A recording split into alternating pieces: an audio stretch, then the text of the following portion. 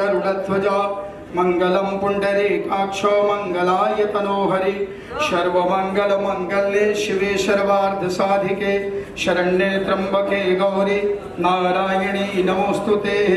तदेव लगनं सुदिनं तदेव ताराबलं चंद्रबलं तदेव विद्याबलं दैवबलं तदेव लक्ष्मीपते ते दुर्गमिस्मरामि लाभस्तेषं जयस्तेषं कुतस्तेषं पराजया येषामिन्द्रियवरस्यामो हृदयस्थो जनार्दनाः विनायकं गुरुं भानुं ब्रह्मा विष्णु महेश्वर सरस्वती प्रणम्यादौ सर्वकार्यार्थसिद्धये मम सर्वकार्यार्थसिद्धये।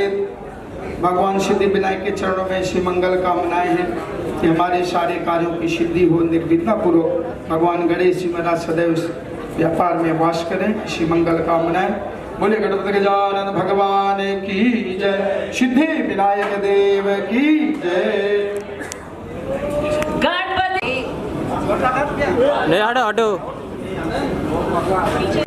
तो आप सबकी जानकारी की बता दूं कि 11 फरवरी यानी कल के दिन दीनदयाल जी की पुण्यतिथि है, तो इससे अच्छा मुहूर्त क्या हो सकता है किसी को श्रद्धांजलि देने के लिए। इस फिल्म की शूटिंग के बारे में बता दूं कि मैं थोड़ी बहुत सी जानकारी दूंगी, बाकी सारी असली जानकारी तो जो स्टेज पर बैठे महानुभाव हैं वो ही देंगे। तो मैं ज़्यादा आपका टाइम ना लेते हुए थोड़ी पवन नागपाल मेरा नाम है और मैं ज़्यादा अपने बारे में कुछ नहीं बोलूँगा, बोलना चाहिए भी नहीं। एक तो दिन बहुत बड़ा है हमारे सब्जेक्ट के लिए, दूसरा मैं सिर्फ फिल्म के बारे में बात करूँगा और इस फिल्म में अन्नू जी कैसे जुड़े मैं उसके बारे में बात करूँगा सिर्फ 2 मिनट के लिए। ये हमारे राइटर है राशिद इकबाल जी, ये पहले प्रोड्यूसर रंजीत शर्मा जी। तो जब मैं रंजीत शर्मा जी और इकबाल जी से मिला था, मैं किसी और कारण से मिला था और राशिद जी ने मुझे बताया कि एक ऐसी एक कहानी और भी है मेरे पास, क्योंकि मैंने एक ऐसी एक फिल्म पीछे करी अभी जो अभी जल्दी OTT पे आने वाली है, बाल नरेन। तो इन्होंने बताया कि आप वो सब्जेक्ट सुनिए एक बारी। तो जब ये सब्जेक्ट इन्होंने सुनाया तो सर दीनदयाल जी के बारे में मेरे हिसाब से तो शायद सभी जानते होंगे, बहुत ज्यादा नहीं जानते होंगे लेकिन थोड़ा बहुत तो जानते ही होंगे, सबने सुन रखा था उनका। तो मैं कहा सर सब कुछ छोड़िए, पहले इसको करते हैं, पहले ये फिल्म बनाते हैं, ठीक सर, बाकी सब बाद में देखेंगे। और वहीं बैठे बैठे सबसे पहला शब्द मेरे मुंह से निकला अन्नू कपूर जी, ठीक सर। मैं कहा अन्नू कपूर जी के अलावा इससे बेहतरीन, इससे मतलब इतने अनुभवी एक्टर अगर इस किरदार को करेंगे, और आपने किरदार को भी देखा होगा, हमारी लुक को भी आपने पोस्टर में देखा होगा, इन्होंने कैसे ढाल लिया अपने आप को लुक में, और आगे भी ये क्या करेंगे आप सब सोच सकते हैं। तो ये अन्नू जी मेरी पहली चॉइस थी और वो मुझे मिली, ये बहुत चलो बहुत अच्छी और सौभाग्य की बात है। अब ये फिल्म जो है, देखिए दीनदयाल जी जो थे उन्होंने जो नीतियां जिस समय बनाई थी, जो काम जिस समय उन्होंने करने चाहे थे, वो कहीं ना कहीं उनके अधूरे रह गए, जो शायद आगे जाके अभी हो रहे हैं या और कुछ लोग करना चाह रहे हैं वैसे काम जो वो आज से 40 साल पहले करना चाहते थे। और अकस्मात कहिए या किसी भी रीजन से उनकी मृत्यु हो गई, और वो मृत्यु क्यों हुई, कैसे हुई, कहां हुई, वो एक अपने आप में एक मिस्ट्री है, एक सस्पेंस है। बस हम उसी पे काम कर रहे हैं, उसी को जानने की कोशिश कर रहे हैं और आपको दिखाएंगे बेहतरीन तरीके से। Thank you. तो सर हम एक्सपेक्ट बस थैंक यू वेरी मच। अब हम जानना चाहेंगे प्रोड्यूसर जी रंजीत शर्मा जी से इस कहानी के बारे में और इस सब्जेक्ट।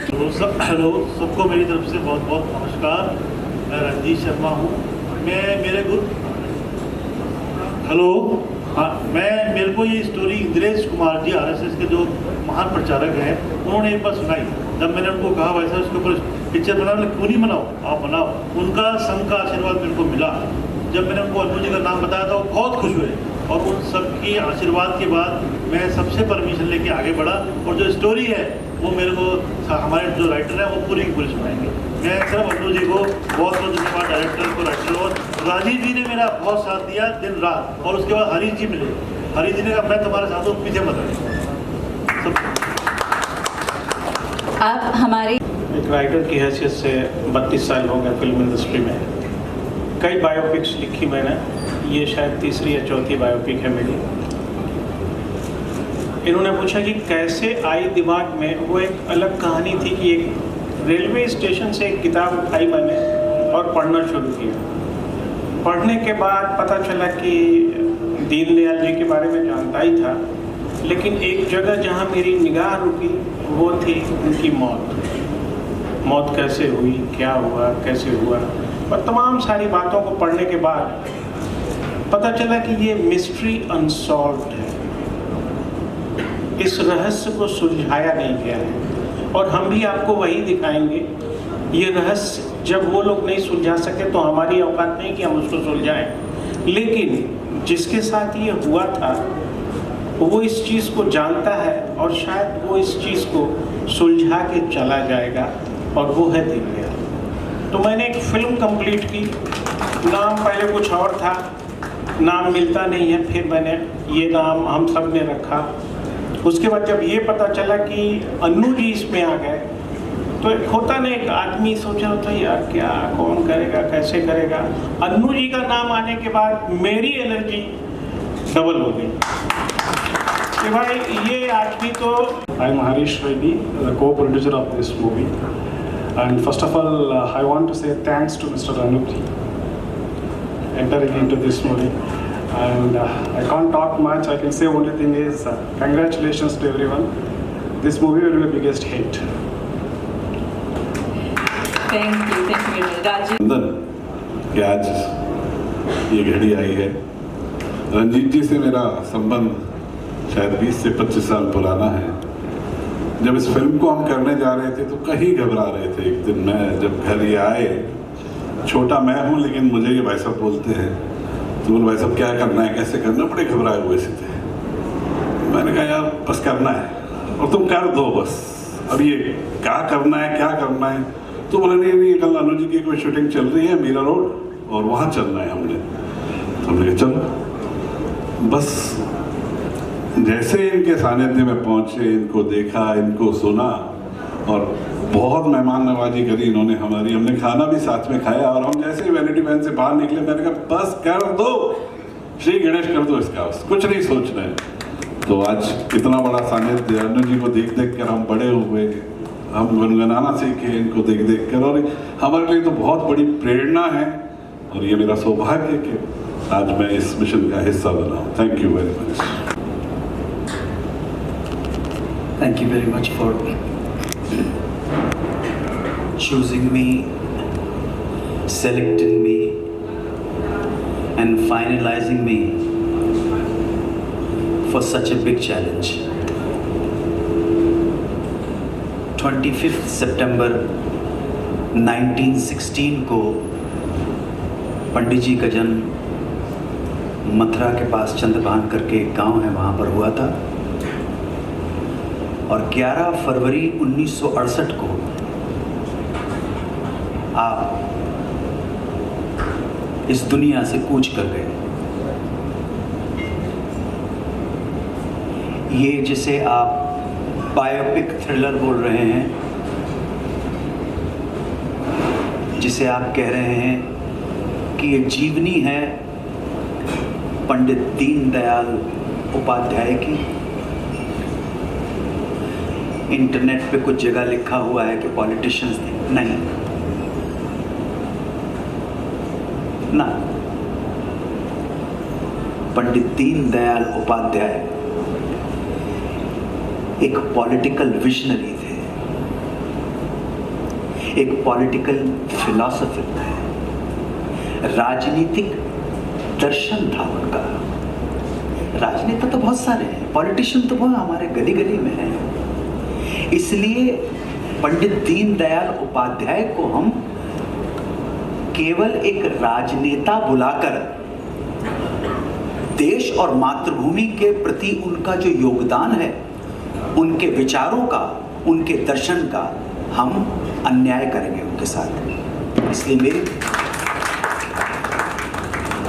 और जैसे हमारी उद्घोषिका ने कहा कि 11 फरवरी कल 55th डेथ एनिवर्सरी है पंडित जी की, और राशिद इकबाल साहब से लेके हरीश रेड्डी साहब से लेके रंजीत शर्मा जी से लेके हमारे डायरेक्टर साहब वाले से लेके, ये बड़ा जोखिम का काम है, जिगरे का काम है, गट्स चाहिए। और इनके पास गट्स थे तो संघ ने इनके गट्स देखकर, इनकी वीरता देखकर, इनका जोश देखकर, इनकी खुमारी देखकर, इनकी लगन देखकर कहा आगे बढ़ो, हम तुम्हारे साथ हैं। अब आप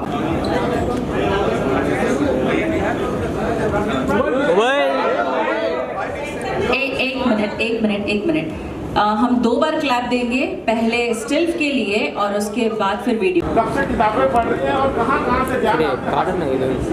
देखिए, पंडित जी के दर्शन के बारे में अध्ययन, मनन और चिंतन करना, पुस्तकें पढ़ना,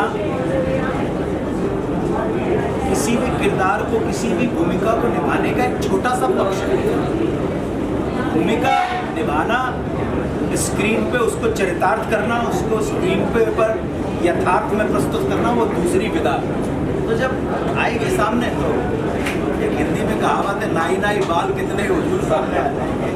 क्या है आज अनुज जी, सोशल मीडिया बहुत बड़ा प्लेटफॉर्म बन चुका है जहाँ पे लोग बेधड़क कहीं ना कहीं अपनी भावनाओं को प्रकट करते हैं।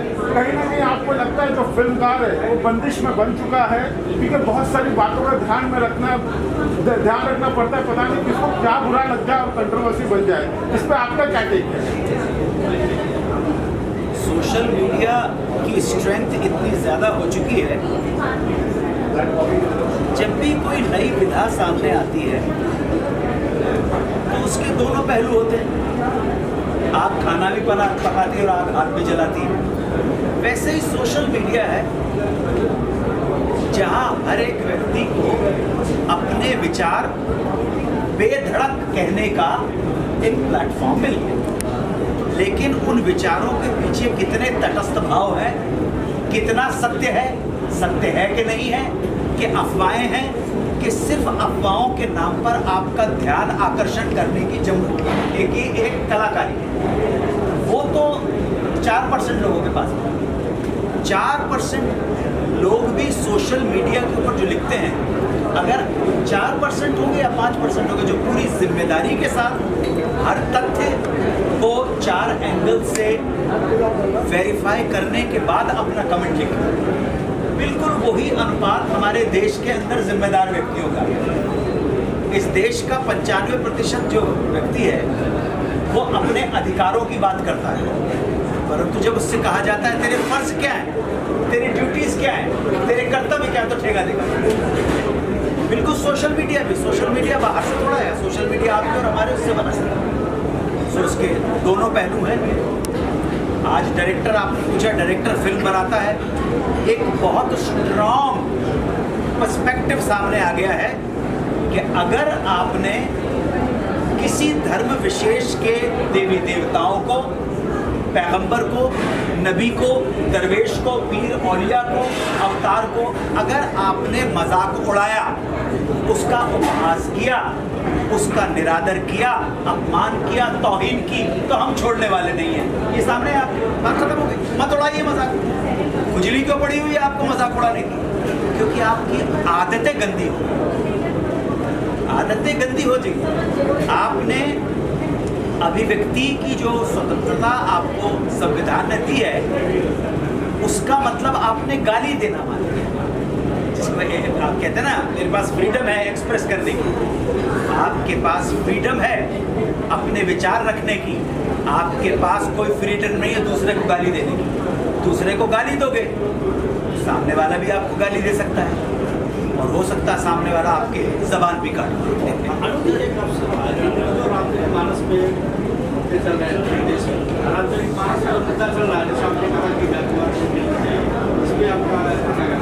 मैं आपसे एक जनरल बात कर सकता हूँ, क्योंकि क्षमा प्रार्थी हूँ, बुरा मत मानिएगा, ना मैं फिल्में देखता हूँ, ना मैं टीवी देखता हूँ, ना।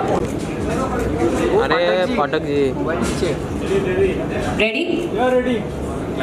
अरे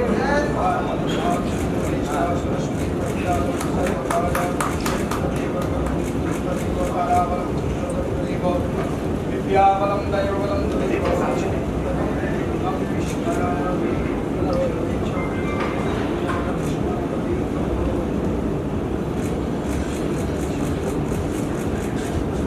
ओके सर।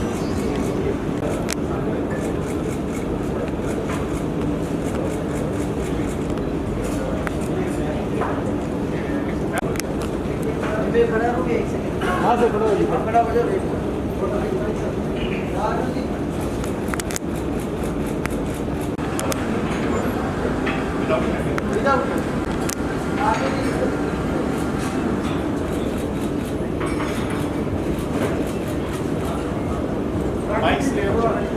Thank you. श्रद्धा समझो और इनके बारे में मैं बहुत बचपन से जानता हूँ और मुझे पता है कि ये एक राजनेता नहीं, राजनेता बनाने वाले आदमी हैं। ये पॉलिटिशियन नहीं, पॉलिटिशियन से बहुत ऊंची चीज भगवान है पॉलिटिशियन में। इसलिए मुझे मौका मिला और इसको जैसे इन्होंने मुझे सुनाया तो जैसे अंजलि ने मुझे हाँ करी, मैं इतना खुश था मैं बता नहीं सकता। मतलब ऐसा सब्जेक्ट लेके दर दर भटकना पड़ता है एक राइटर को। कभी बहुत अच्छे लोग होते हैं जैसे ये हैं और ये हमारे जो हैं मुस्कुराते हैं तो माशाअल्लाह लगते हैं। ये ऐसे लोग जब मिल जाते हैं तो देखिए ना मैं कितना खुल के बोल रहा हूँ। नहीं, हम RSS ऑफिस में जाते हैं तो हम ब्लैक में मत जाओ। हम जब पहली बार गए तो जब उन्होंने पहली बार संघ ने स्टोरी सुनी है, उसके बाद जो 3000 अब जो जीवन के जो फ्रस्ट्रेशंस हैं, जो नहीं मिला उसको भूल जाइए, जो मिल रहा है उसके ऊपर कॉन्सेंट्रेट कर। समाचार पत्र पढ़ता हूँ, उससे ज़्यादा मूर्ख आदमी आपको कोई नहीं मिलेगा। तो क्या डे टू डे के ऊपर कौन कौन से कहाँ पे सुर्रे लग रहे हैं वो मुझे पता नहीं। मैं तो जनरली हिंदुस्तानियों को बहुत अच्छी तरह से जानता हूँ और आज से नहीं, जब दिन से पैदा हुआ उसी दिन से जानता हूँ। अनुजी, देखा गया कि फिल्मों के साथ कंट्रोवर्सी जुड़ी हो तो फिल्म का सफल होना कहीं ना कहीं गारंटी माना जाता है। हाँ, थोड़ी देर के लिए अगर विवादास्पद हो जाएगी तो ये मदारी है। मदारी का पिटारा खुलने के बाद ना फिर वो नहीं रहता है। उसके बाद एक बार बंद मुट्ठी आप समझे लाख की और खुल गई तो खाक की। तो कुछ लोग इस चीज़ का इस्तेमाल करते हैं, लेकिन जब हम वाइडर पर्सपेक्टिव में उनके आंकड़ों को देखते हैं तो हम पाते हैं कि वो थोड़ी क्षणिक काल के लिए मोमेंट्री तो ध्यान आ जाता है, लेकिन जब कैलकुलेशन करते हैं लॉस एंड प्रॉफिट का अकाउंट देखते हैं तो उसमें ज़्यादा फर्क नहीं पड़ता। आप जान जाते हैं कि हाँ भाई ये इसने कंट्रोवर्सी की। चाहूँगा कि आपने बड़े खूबसूरती से कहा कि उस दौरान के जितने भी पॉलिटिकल है सभी को उनको जवाब देना पड़ेगा 1960s में। बट ऑब्वियसली काफ़ी समय बीत गया है, 50 साल हो गए हैं। आई वुड अज्यूम कि ज़्यादातर उस दौर के जो भी नेता थे शायद अब वो दुनिया में नहीं है, चाहे वो पुलिस हो या CBI। और अभी मेरे ख्याल से 2016 या 17 में परिवार ने एक रिक्वेस्ट की थी कि पंडित जी की मौत को फिर से इन्वेस्टिगेट किया जाए। बट कुछ हुआ नहीं। तो सवाल यही पैदा होता है कि आज अगर सवाल करें या शुरुआत करें तो कहाँ से करेंगे? मेरे ख्याल से अधिकतर लोग को शायद यकीन आप जैसा सशक्त माध्यम हमारे साथ है, अगर हम आपको कन्विंस करवा सके, अगर हमारे डायरेक्टर, हमारे राइटर अगर आपको कन्विंस करवा सके that it was not a natural death, it was a political assassination, आपका साथ मिल जाए तो ये जनता का साथ हमारे साथ। बात खत्म। राइटर साहब ने भी बिल्कुल सर, सारी फाइलें खुलनी शुरू हो जाएंगी। जिसमें एक लास्ट सीन है जब नाना पाटेकर जी कसाब को लेके मौत में आते हैं। वो क्लिप मिस्टर अमिताभ बच्चन ने देखा और देखने के बाद राम गोपाल वर्मा से ये कहा कि इसको निकाल दी।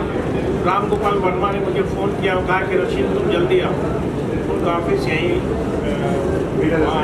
साई रोड में, बड़ा डार्क रूम रहता है उनका। गया मैं बोले Rashid you have to delete this scene. वही सीन है उस फिल्म में। मैंने कहा क्यों? उन्होंने कहा कि तुमने जो लिखा है उस पर पूरे हिंदुस्तान में हंगामा हो सकता है। हमने कहा तो होने दीजिए, फिल्म बन रही तो होनी चाहिए। तो बोले नहीं यार, फिर तो टेररिस्ट आएंगे तो मैं क्या करूँगा? हमने कहा मेरा एड्रेस ले लीजिए, मेरे घर भेज दीजिएगा, मुझे आके मार देंगे। नहीं, यू आर जोकिंग। आपने कहा ना कि कितने तरीके से उस पर रिसर्च किया गया है। उसमें जिहाद के बारे में मैंने लिखा है। मैंने कहा कि हिंदुस्तान से जितने भी मौलाना मौलवी हो और Islamic theologist, I am not talking about maulana maulvi, I am talking about Islamic theologist जो इस्लाम को समझते हैं। My father was also one of them, who is no more. आप उनको बुलाइए, जितने भी मठाधीश हैं, जितने भी मंदिर हैं, आप वहाँ से उन लोगों को बुलाइए। सर, इसमें आपको एक मस्त पब्लिसिटी भी मिल जाएगी। 20-25 लाख रुपया इरोज का खर्च होगा, पब्लिसिटी भी मिल जाएगी। एक तरफ वो बैठेंगे, कटघरे में मैं खड़ा हूँ, उनके सवाल मेरे जवाब। बिल्कुल बस रामू जी सलट गए, चले गए हैदराबाद, अलग बात है। उसी तरह इस फिल्म में भी तह बतह एक एक चीज को बहुत तरीके से, बहुत ही डीपली, हो सकता है इंसान को कहीं गलती हो सकती है, लेकिन बहुत ही डीपली स्टडी करने के बाद ये स्क्रिप्ट बनी। तो जो भी सवाल आएंगे, मुझे मालूम है आएंगे सवाल आने, चाहे वो इस पार्टी से आए, चाहे वो उस पार्टी से आए, चाहे वो सामने वाली पार्टी से, चाहे मेरे घर पे आके पत्थर मार के, कोई फर्क नहीं पड़ेगा। तो हमाम में सबके सब नंगे। सर, एक न्यूट्रल पॉइंट से अगर एक सवाल करूँ, चाहे ये हादसा हो या कोई भी हो, और खासकर mysterious death of a celebrated figure, जिनको हमने इतिहास में देखा है एज अ सिंपल सिटीजन, जिसकी लाठी उसकी है, वही होता है जी। जो जिस समय पावर में है वो मामला शायद दब जाता है, अगर वो उसके घर का मामला है, अगर ऑपोजिशन का मामला है तो उसे उछाला जाता है। यही देखा जाता है कि अंत में कुछ होता नहीं है, बस एक वो न्यूज़ में डिस्कशन करके रह जाता है, लोग चिल्लाते हैं, एंकर्स चिल्लाते हैं, 2 महीने बाद सब उसको भूल जाते हैं। आपके प्रश्न का जवाब आपके पास आपने खुद ही दे दिया कि जिसके हाथ में पावर है। लेकिन मीडिया तो थोड़ी लीगली तो मीडिया तो नहीं कर सकती, मीडिया कुछ नहीं कर सकता। मीडिया जिसके हाथ में पावर है उसको कम से कम सही इन्वेस्टिगेशन करने का अधिकार तो सकता है। सर, सोर्स अगर जानना चाहे तो कहाँ से आया होगा इसकी राइटिंग के? वो तो आपको इकबाल राशिद साहब बताएंगे, क्योंकि ये दोनों जितने डूबे हुए हैं, मैं तो अभी ताज़ा आया हूँ। सर, आपने इस कैरेक्टर को निभाने के लिए कितना सर्च किया या उसमें ढलने के लिए कितनी मेहनत करनी? नहीं सर, अभी तो प्रथम चरण, अभी तो हॉस्पिटल से निकल के बाहर आया हूँ। हमारे आंखों के सामने देखा है हमने तो। डायरेक्टर सर, आपसे जानना चाहूँगा कि क्या क्या सर तैयारियाँ चल रही है, जितना मैंने सुना, जितना मैंने पढ़ा, और ऑब्वियसली उसको चेक तो करना पड़ेगा ना, उन तथ्यों पे चेक तो करना पड़ेगा कि क्या ये सच। अब मैं, जैसे आपका एक सवाल था कि ये मिस्ट्री है, मर्डर है, क्या है, ये है या नहीं है, मैं बहुत छोटे से 2-3 चीजें बता देता हूँ आपको। सीबीआई ने भी जो अपनी जांच की रिपोर्ट दी थी, उन्होंने भी ये माना था कि 2 चोरों ने इनका मर्डर किया है पैसे के लिए। इसका मतलब मर्डर तो था, ये रिपोर्ट है, सीबीआई ने मानी है। अब उनका कहना कुछ है, नहीं मर्डर था, 2 चोरों का नाम है इसमें। प्रीमेडिटेटेड मर्डर नहीं कहा है कि वो मर्डर नहीं था, कोई एक्सीडेंट का ही है। लेकिन वो इन्वेस्टिगेशन जब हो रहा था तो एक पॉइंट पे आया था कि वो 2 चोर शायद उनको मारा होगा, मार के क्यों आया, क्यों खुला, और बहुत सारी चीजें हैं जो हम अभी आपको फिल्म में दिखाना चाहते हैं, और क्यों इन्वेस्टिगेशन में नाम आया। एक बात ऐड कर, इतने बड़े व्यक्तित्व के ऊपर कुछ फिल्म बनाते हैं तो हम उसे सतही तौर के ऊपर नहीं ट्रीट कर सकते। उसके अंदर जो शोध है, रिसर्च है, तटस्थ भाव के साथ ही वो आप लोगों के साथ आप उस रिपोर्ट को पढ़ेंगे तो उसके अंदर एक नहीं कई सवाल। सर, हमारे इसको जो स्टोरी में जो सही चीज़ें हैं वो बता रही है, जो गलत चीज़ें वो हटा रही है, और कुछ नहीं, किसी का भी नहीं। अच्छा, ये कह सकते हैं कि अब संघ भी कहीं ना कहीं बॉलीवुड को जुड़ चुका है, आगे चलते संघ की फिल्में बनाने वाला है, ये सही है? बिल्कुल।